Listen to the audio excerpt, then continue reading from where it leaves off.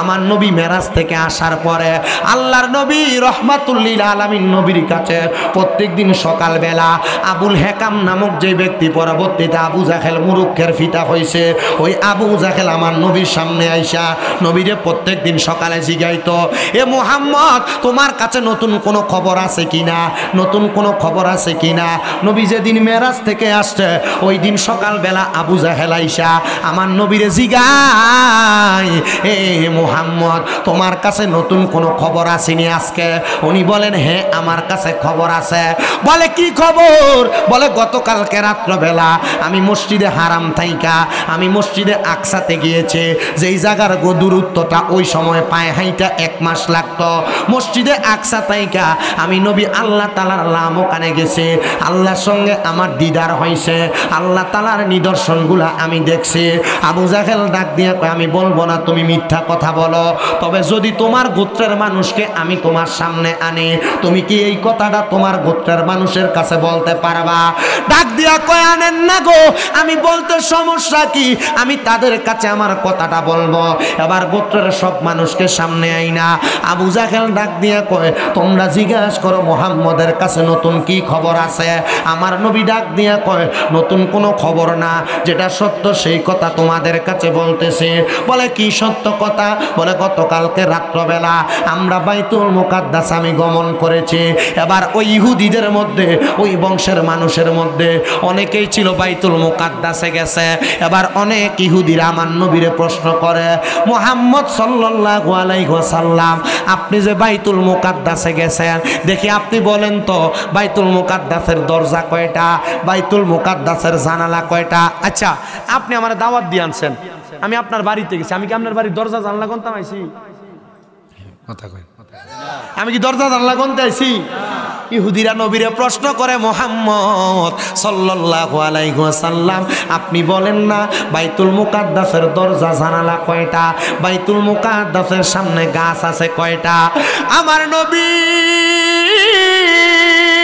রহমতের নবী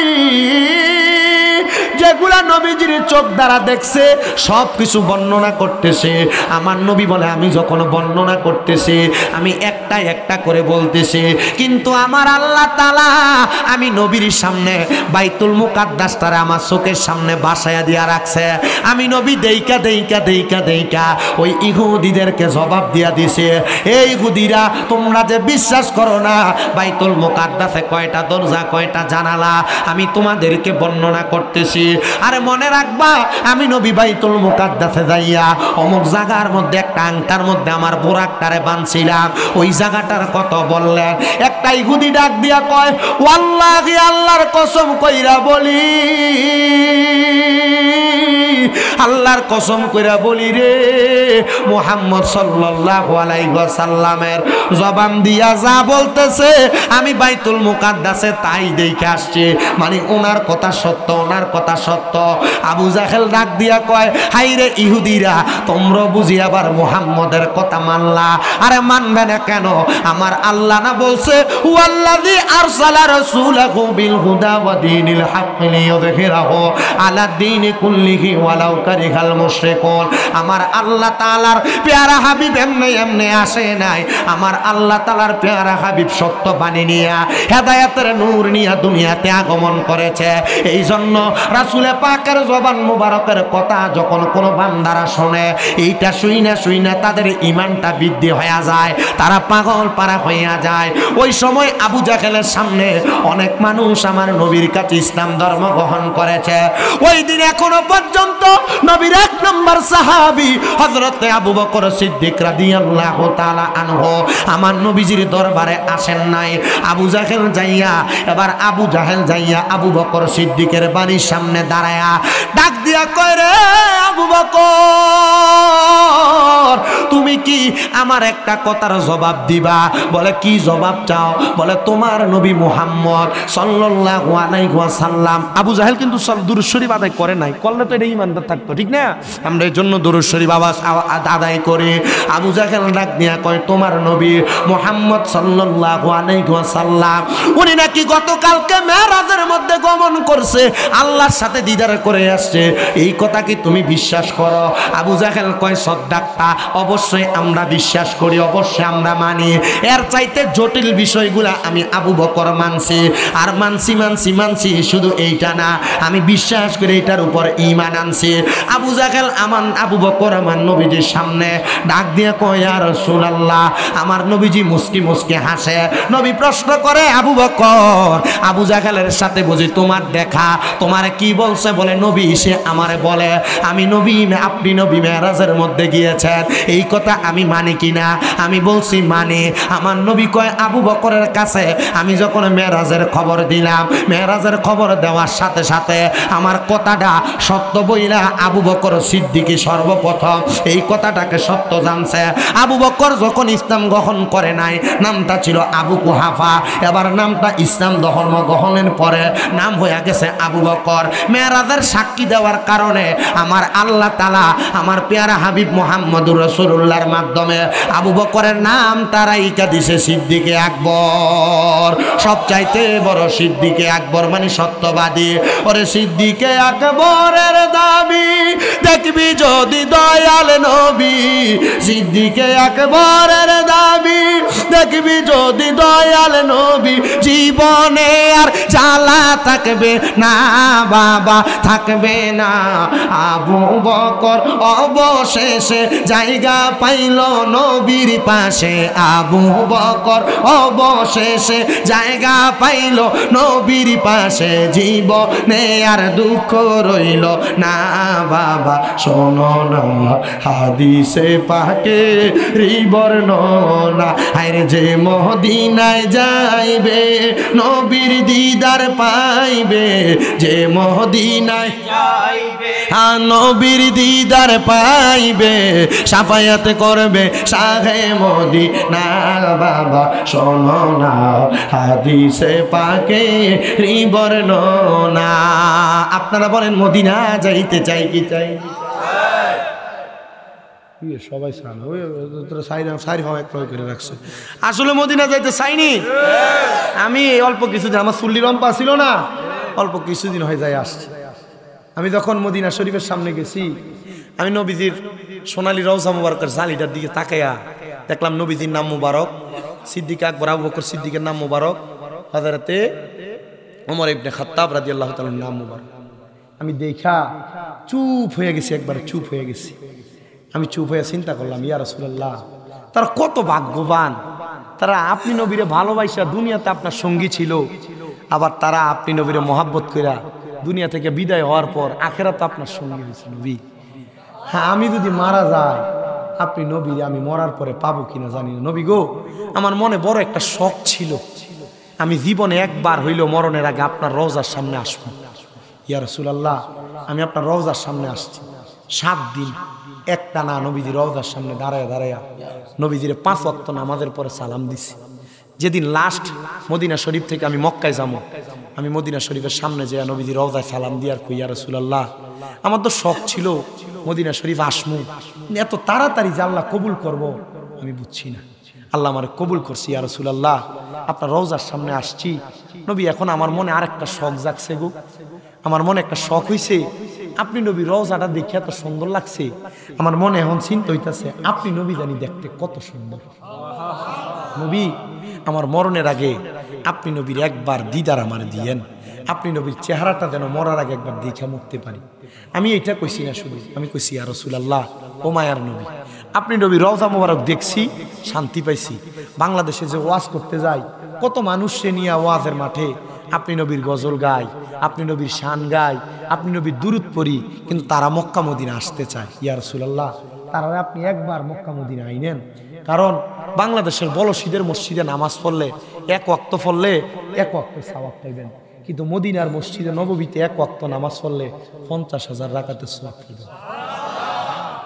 নবী গো, মক্কা শরীফের কালো গিলাফের দিকে তাকায় 1 ওয়াক্ত নামাজ পড়লে 1 লক্ষ ওয়াক্তের সওয়াব পাওয়া যায়।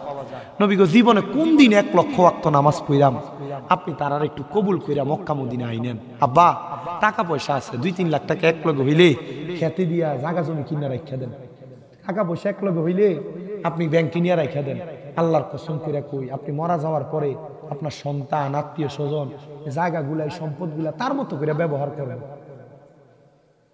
আমি মক্কার সামনে যাই দেখছি এক বুড়া বেড়া খুব কষ্ট করে মক্কার দিকে ঢুকতেছে, কিন্তু আমি দেখছি বুড়া মানুষ মক্কায় ঢুকার পর আমি 1 চক্কর দিয়ে তাওয়াব দিয়ে আসছি, আমি আইয়া দেখি রুকনে ইয়ামিনীদের সামনে বুড়াটা আমার পেছন দিয়ে দৌড়ে দৌড়ে আইতাছে। আমি কইলাম কিরে, এবার রাতে না লাড়িয়ে ছিল, দৌড়ে দৌড়ে আইতাছে, লাড়ি কই? তখন আমি চিন্তা করলাম, না মক্কার সামনে আওনে এখন আর লাড়িটা লাগতেছে না, ইমানে জোর আল্লাহ শক্তি বাড়াই দিছে। ভাই কক্সবাজার ট্যুর দেওয়ানের লেগে পোলা পানি 15-10 হাজার টাকা 20 হাজার টাকা বাজেট করে। আমি আপনার কাছে কমু, আপনি টাকাটা মক্কা মদিনা যাইবার লেগে বাজেট করেন। কি শান্তির জায়গা, কি মজার জায়গা। আমি আসার পরে আর মনে শান্তি নেই। আমি শুধু আল্লাহর কাছে দোয়া করি, আল্লাহ আরেকবার দেখি না যাওয়া যায়নি। ওই জায়গায় গেলে আপনার তৃপ্তি মিটবে না, খানা খাবেন আপনি, আরে খানা মক্কা মদিনাতে গেলে আপনি জমজমের পানি খাইতে খাইতে আপনার পেট এমনি ভরে যাবে। আপনি নামাজ পড়ে বাইর হবেন, দেখবেন ছোট ছোট বাচ্চারা ইয়াল্লাহ হাজি হাদিয়া কয়ে আপনারা ডাকতেছে, খেজুর খেয়ে পেট ভরে যাবে।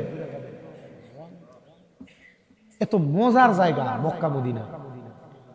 আর আপনি আরেক কথা মনে রাখবেন, আল্লাহর নবীজি বলছেন, মান যারা কবরি ওয়াজাবাত লাহু শাফাআতি ইয়াউমাল কিয়ামা। যে ব্যক্তি আমি নবীর রওজা মুবারক জিয়ারত করলো, তার জন্য সুপারিশ করা আমি নবীর জন্য অত্যাবশ্যক, আমি নবীর জন্য ওয়াজিব। তো নবী যদি আপনার জন্য সুপারিশ করে, এই মিয়া নবীজির সুপারিশকে আল্লাহ ফিরিয়ে দিব না, তাহলে আপনার জন্য জান্নাত ওয়াজিব হয়ে যাবে।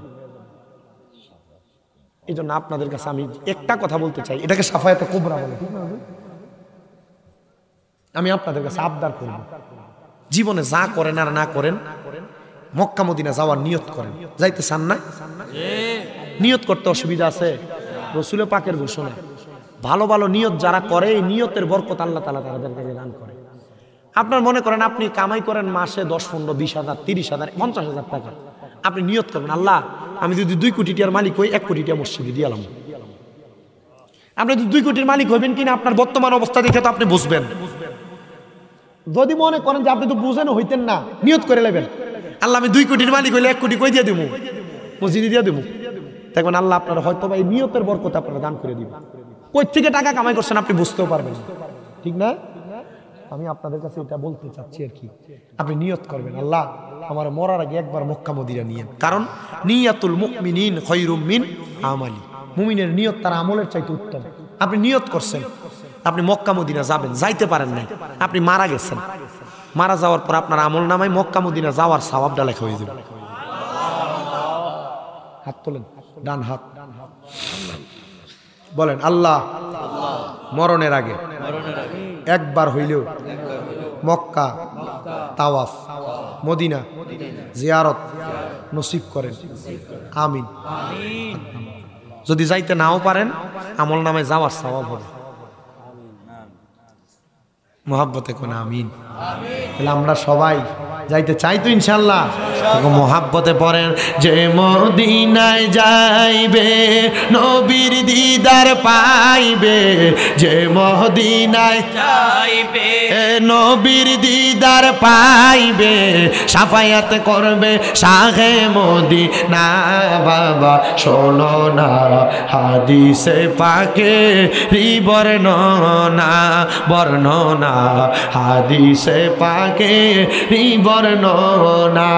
সিদ্দিকে আকবরের দাবি দেখবি যদি একেবারে নবী, সিদ্দিকে আকবরের দাবি দেখবি যদি একেবারে নবী, জীবনে আর জ্বালা থাকবে না বাবা, থাকবে না। আবু বকর অবশেষে জায়গা পাইল নবীর পাশে, আবু বকর অবশেষে জায়গা পাইল নবীর পাশে, জীবনে আর দুঃখ রইল না বাবা। শোনো না হাদিসে পাকে বর্ণনা, যে মদিনায় যাইবে নবীর দিদার পাইবে, যে মদিনায় নবীর দিদার পাইবে, শাফায়াত করবে শাহে মদিনা। বাবা শোনো না হাদিসে পাকে বর্ণনা, একটা জবান বন্ধ রাখবেন না, সবাই চিৎকার মেরে বলেন আল্লাহু আকবার। দুনিয়ার মুসলমান, আমার নবী আসার পরে সিদ্দিক আকবর সাক্ষীটা দিছেন, এই জন্য সিদ্দিক আকবর রাদিয়াল্লাহু তাআলা আনহু আমার নবীর কাছে সবচাইতে বড় সত্যবাদী হিসেবে প্রমাণ পাইছে। ও নবীর উম্মতের দল, ও আশিক রাসূল ভাই বাবারা, এবার আপনারা বলেন আমরা সবাই সিদ্দিক আকবরের মতো আমার নবীকে বিশ্বাস করার দরকার আছে না নাই? আরো মোহাব্বতের আওয়াজে বলেন আছে না নাই? সিদ্দিক আকবর রাদিয়াল্লাহু তাআলা আনহু যখন তিনি দুনিয়া থেকে ইন্তেকাল করলেন, ইন্তেকাল করার পর সিদ্দিক আকবর রাদিয়াল্লাহু তাআলা আনহুর লাশ মুবারককে নিয়ে সাহাবায়ে কেরাম অপেক্ষা করছেন, ওনার লাশ দাফন করবেন। আমি আল খাসাইসুল কুবরাতে ঘটনাটা দেখে আমি বড় অবাক হইলাম, কিরে ওনার জীবনীতে এত বড় ঘটনা। সিদ্দিক আকবর রাদিয়াল্লাহু তাআলা আনহুর ইন্তেকালের পরে এবার সব সাহাবায়ে কেরাম ওনার জানাজা পড়ার পর সবাই অপেক্ষা করছেন, ওনাকে কোথায় দাফন করবেন? পাশে জান্নাতুল বাকি না, সিদ্দিক আকবর রাদিয়াল্লাহু তাআলা আনহুর লাশটাকে জানাজা পড়ার পর অনেক সাহাবায়ে কেরাম যখন বসা, হঠাৎ একজন সাহাবী উনি উল্লেখ করে বলতেছেন, হে নবীর কলিজার টুকরা সাহাবায়ে কেরাম, আমার রসুলে পাক আমাকে অল্প কিছুক্ষণ আগেই বলে দিলেন সিদ্দিক আকবর রসুলে পাকের দুনিয়ার সঙ্গী ছিল, হিজরতের সঙ্গী ছিল। আমরা যেন সিদ্দিক আকবরকে নবীজির পাশে শোয়া দিয়া আমরা যেন সিদ্দিক আকবরকে রসুলে পাকের আখিরাতের সঙ্গী বানাইয়া দিই। আচ্ছা বাবা, সিদ্দিক আকবর রাদিয়াল্লাহু তাআলা আনহু, আবু বকর সিদ্দিক রাদিয়াল্লাহু তাআলা আনহু যদি নবীজির মেরাজের সাক্ষী দিয়া, নবীজির সাথে হিজরতের সাথী হইয়া, নবীজির দুনিয়ার জীবনের সাথী হইয়া উনি যদি ইন্তেকালের পর নবীর পাশে জায়গা পায়, আমরা নবীর পাশে জায়গা পাবো কিনা এটা বলতে পারি না, জান্নাতুল বাকিতে জায়গা পাবো কিনা এটা বলতে পারি না। তবে আমরা যারা সুন্নি মুসলমান আমরা দাবি করি, আমরা এতটুক বিশ্বাস রাখি যে হুজুর আমরা ইন্তেকাল করার পর, আমরা ইন্তেকালের আগে সাখরাতুল মাউতের বিছানায় আমরা নবীজির দিদার চাই, ঠিক কিনা? নবীজির দিদার চাই কি চাই না? আব্বা তো নবীজির দিদার চান, আপনি নামাজ পড়েন না, লাভ হইব? নবীজির দিদার চান, আপনি নামাজ পড়েন না, কোনো লাভ আছে? নবীজির দিদার চান, আপনি দুনিয়ার জমিনের ভিতরে যত বদ কাজ আপনার দিয়ে হয় আপনি পাইবেন নবীর দিদার। নবীজির দিদার চান, আপনি আপনার ভাই ভাতিজার জমি দখল করে রাখান, ভাই ভাতিজার সম্পদ বুঝিয়ে দেন না, লাভ হইব? নবীজির দিদার চান, মৌতের পরে আপনি নবীজির সুপারিশ চান, কিন্তু আপনি খান সুদ, আপনি খান ঘুষ, আপনি খান পরের হক মাইরা। আপনারা কোন এমন লোক আছে না নাই? মসজিদ ইমাম সাহেবের ফ্যাশনে একবার আখ কাতারে যায় নামাজ পড়ে, সুদের টিয়া খায়, আসেনি? আবার বিভিন্ন জায়গার ভিতরে এই সুদকুট্টিরে ধরে নিয়ে মসজিদের সভাপতি বানায়, এই ঘুষকুট্টিরে ধরে নিয়ে মসজিদের সেক্রেটারি বানায়, এই সুদখুর ঘুষকুট্টিরে ধরে নিয়ে এলাকার মাতাব্বর বানায়। বানায়নি? আপনার মাতেন না, বানায়নি? দোয়ানে বয়ে বয়ে দেখবেন এই সুদখুর আর ঘুষকুট্টি লম্বা লম্বা কথা কয়, লিখছে স্যারে, কথা কন না কেন? হ্যাঁ, কিন্তু এগুলার কথা আপনি বলতেছেন না, আপনি এরা ডরে দেখতে সালাম দেন, সালাম আলাইকুম, কিন্তু যাওয়ানোর পরে তার উপরে খোদার গজবপুর কয়নি? এটা কিন্তু আল্লাহ রাসূল সাল্লাল্লাহু আলাইহি ওয়াসাল্লামের, আমি গত জুমার আগের জুমা একটা হাদিস শরীফ পড়ছি, তিরমিজি শরীফ আসুনান 2211 নম্বর হাদিস। আমি পড়ে দেখছি যে রাসূল সাল্লাল্লাহু আলাইহি ওয়াসাল্লাম এই যে আমরা আযাব গজব, বিভিন্ন নতুন নতুন রোগ, বিভিন্ন ঠাড়া পড়া অথবা এই যে ভূমিকম্প, বড় বড় আযাব আসতেছে আমার কাছে, এটি কেন আসে? আমি পরে দেখলাম রাসূল সাল্লাল্লাহু আলাইহি ওয়াসাল্লাম হযরত আলী ইবনে আবি তালিব রাদিয়াল্লাহু তাআলা আনহুর মাধ্যমে হাদিস বর্ণনা করছেন যে রাসূল বলেছে, যখন দেখবা আমার উম্মতের মাঝে 15টা কাজ হইতেছে, তখন মনে করবা তোমাদেরকে আযাব গজব চারিদিক থেকে আঁকড়ে ধরতেছে, চারিদিক থেকে আযাব গজব পাকড়াও করতেছে। এর মধ্যে একটা হইল যে সমাজে মানুষ যাদেরকে এই যে সমাজের এই যে মসজিদের সর্দার মাতাব্বর বানাইবো, এটি একবার নিকৃষ্ট মানুষকে ধরে ধরে বানাইবো।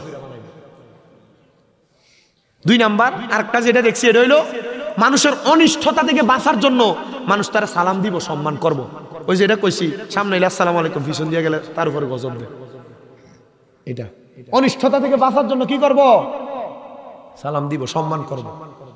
প্রথম যেটা রাসূল সাল্লাল্লাহু আলাইহি ওয়াসাল্লাম বলছেন গনিমতের মাল নিজের সম্পদ মনে করবে, গনিমতের মাল নিজের সম্পদ মনে করবে। 2 নাম্বার, আমানত। আপনার কাছে কেউ 1000 টাকা রাখলো নোট, আপনার কাছে পরে চাওয়ার পর আপনি দিলেন 2টা 500 টাকার নোট, অথবা আমানত রাখলো, আপনি নিজের মনে করে এটা খরচ করে ফেললেন। আরে এমন অনেক মসজিদের সেক্রেটারি আর ক্যাশিয়ার আছে, টাকা যেমনে বাড়িতে নেই এমনি আবার আইনা ফেরত দেয়, কিন্তু আমরা তারা বহুত জায়গায় বাজার করে খাইলাম না। এটা তো আলহামদুলিল্লাহ আপনারা শুক্রিয়া, নাই তো আপনারা মসজিদের কথা কই না। আমার কাছে গত কয় তারিখ সাল্লাল্লাহু আলাইহি ওয়া রাসূলুল্লাহ সাল্লাল্লাহু আলাইহি কোথা ইয়ার দিকে এক মাহফিলে সিলেটের দিকে যাওয়ানে আমার কাছে 3-4 জন মসজিদের হুজুর মুয়াজ্জিন যে হ্যাঁ বিচার দেয়, হুজুর এরা মসজিদে মাহফিল করাই তো সানা, হুজুরের না মিলাদ মাহফিল করবো এরা চায় না, কালেকশন করাইয়া কালেকশনের টিয়া মানুষের দিত সানা, কালেকশন করে অমুককে 5000 লেখাইছে, মসজিদের সভাপতি লই এলা একজনেতে 5000, সেক্রেটারি 5000 খুঁজলে কমা অমুক রান্না দিয়ে দিছি, এবার জিঙ্গেলে কয় তো জানি না। হুজুর মসজিদের মাইকটি বার নাই তো সানা, তার কাছে টাকা আছে।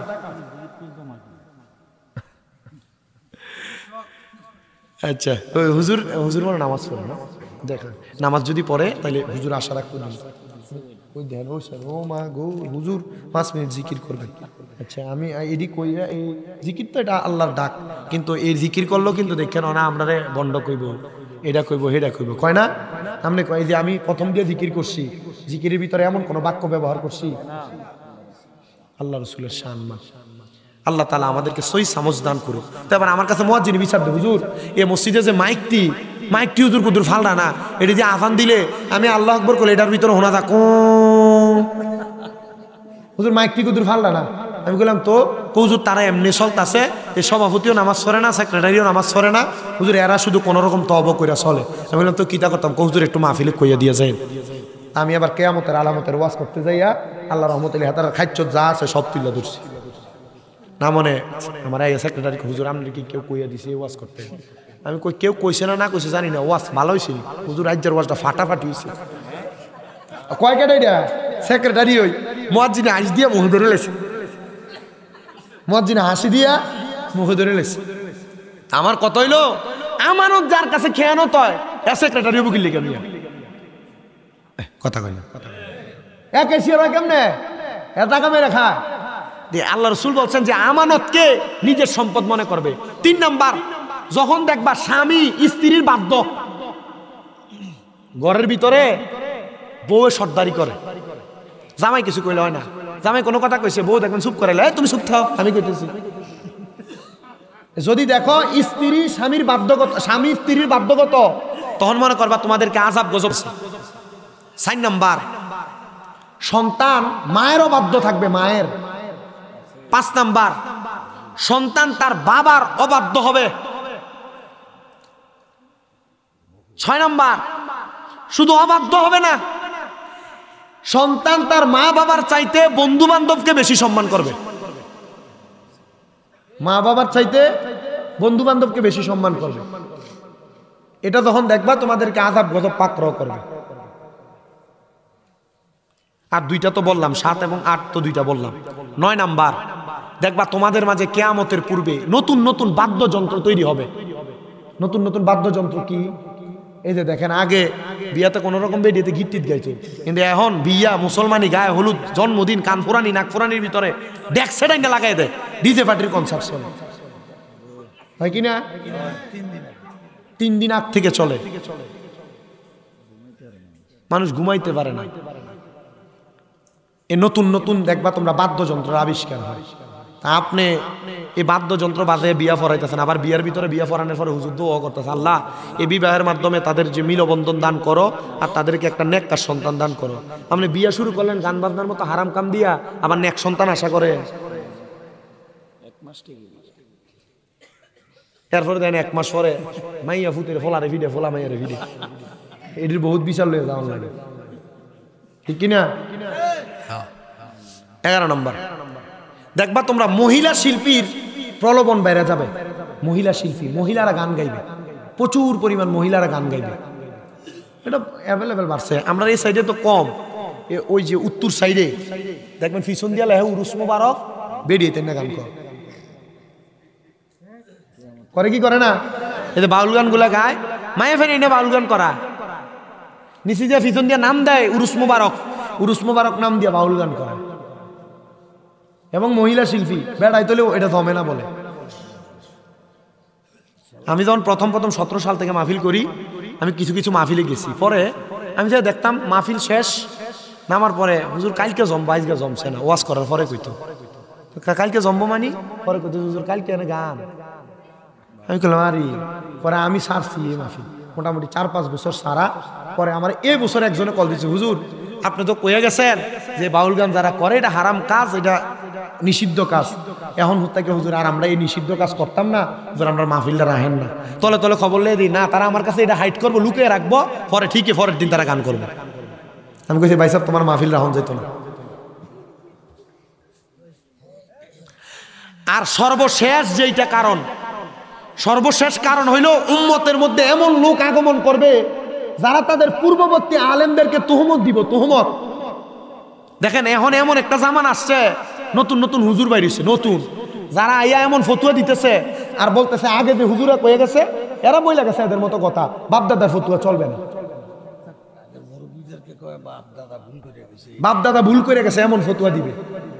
এটা রাসূল পাক সাল্লাল্লাহু আলাইহি ওয়াসাল্লামের কথা যে 15টা কাজ যখন দেখবা উম্মতের মাঝে সংগঠিত হয়েছে, তখনই মনে করবা তোমাদেরকে আযাব আর গজব। এটা করোনা ভাইরাস, এটা তো আমরা ধরেন আমার জন্ম, আমার এখন বয়স 26-এ পড়লো, আমি গত 2-3 বছর আগে করোনা হয়েছে, এর আগের 20 বছরে তো করোনা ভাইরাসের নাম শুনি না, শুনছি নতুন এর মধ্যে অনেক ভাইরাস আগমন করছে। এই নতুন রোগ কেন হইতেছে, এ বড় বড় ভূমিকম্প কেন হইতেছে? এগুলো হওয়ার কারণ হলো আল্লাহ তাআলা এই আযাব গজব দিয়ে আমাদেরকে পরীক্ষা করতেছে। আল্লাহ আমাদেরকে এই আযাব গজবগুলা থেকে হেফাজত করুন, পড়েন আমিন, মোহাব্বতের আওয়াজে পড়েন আমিন।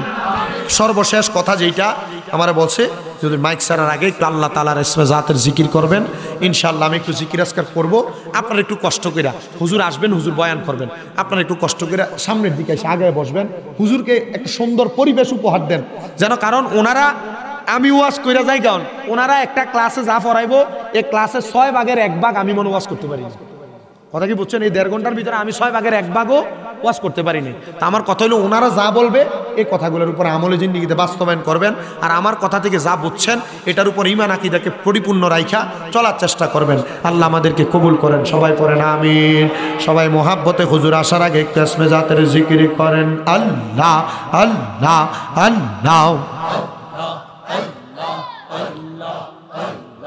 আল্লাহ আল্লাহ আল্লাহ, দমে দমে জফর নাগাম, আল্লাহ আল্লাহ দমে দমে মারহাবা, আল্লাহ আল্লাহ আল্লাহ দমের উপর বাড়িঘর, দম চাপিলে সবই পর, দমে দমে বাড়িঘর, দম পুরাইলে সবই পর, দমে দমে তালাশ কর কে আছে আপন, মারহাবা, আল্লাহ আল্লাহ আল্লাহ দমে দমে মারহাবা, আল্লাহ আল্লাহ। আসিলে তুফান ভাঙবে না ঘরের বান, আসিলে তুফান চিরবে না ঘরের বান, মন পাখি উইরা যাইব নিজুম জঙ্গলায়, দমে দমে মারহাবা, আল্লাহ আল্লাহ আল্লাহ আল্লাহ দমে দমে মারহাবা, আল্লাহ আল্লাহ। কেবা তোমার বইন ভাই সঙ্গের সাথী কেহ নাই, কেবা তোমার বইন ভাই সঙ্গের সাথী কেহ নাই, পরকালে যাইবার বেলা কাউরে পাইবা না, মারহাবা, আল্লাহ আল্লাহ আল্লাহ আল্লাহ দমে দমে মারহাবা, আল্লাহ আল্লাহ। হাবিবুল্লাহ আমরার চোখের মনি, মক্কি মাদানি, রাসূলুল্লাহ আমরার চোখের মনি, মারহাবা, আল্লাহ আল্লাহ। রাসূলুল্লাহ আমরার চোখের মনি, মক্কি মাদানি, রাসূলুল্লাহ আমরার চোখের মনি, মারহাবা, আল্লাহ আল্লাহ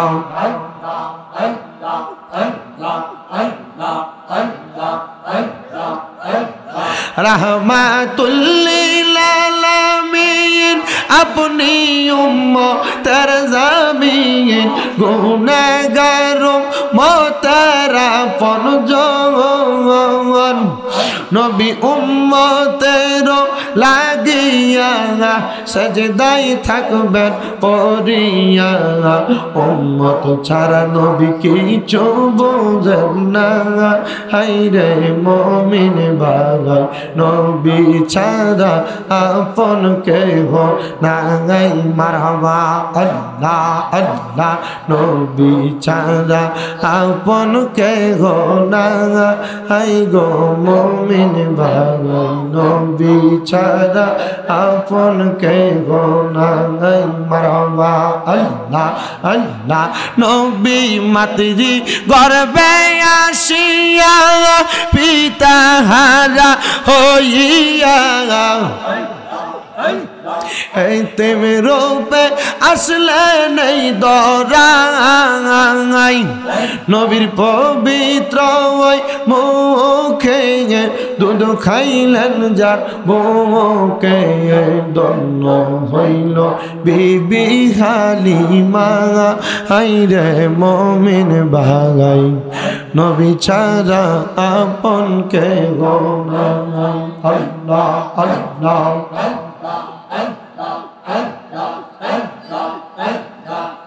লা ইলাহা ইল্লাল্লাহু মুহাম্মাদুর রাসূলুল্লাহ সাল্লাল্লাহু আলাইহি ওয়াসাল্লাম। সবাই পড়ি আলহামদুলিল্লাহ।